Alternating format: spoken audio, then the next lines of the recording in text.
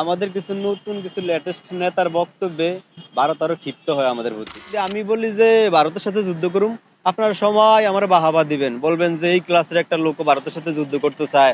হ্যাঁ, সবাই বলবেন যে ইউনিসের নোবেল ওরে দেওয়া দরকার। হ্যাঁ, সবাই আমার বাহাবা দিবেন। কিন্তু আমি যদি বলি যে না ভাই, এটা সম্ভব না, আমরা ভারতের সাথে কোন রকম ফাইরা উঠুম না, যত বিদেশি শক্তি আমাদের পাশে থাকুক। আসলে সর্বশেষ আমরা ইউক্রেনের মতো ধ্বংস হয়ে যাবো।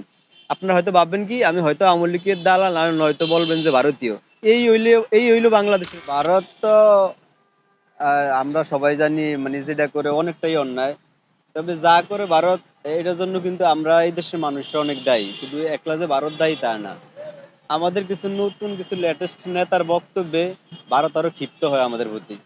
যেমন কিছু নেতা প্রেস ক্লাবের সামনে বক্তব্য দেয়, যদি ভারত বাংলাদেশ নিয়ে খেলায় তারা নাকি সেভেন সিস্টার নিয়ে খেলবো। এখন ভাই, সেভেন সিস্টার হইলো ভারতের অভ্যন্তরীণ বিষয়। ভারতের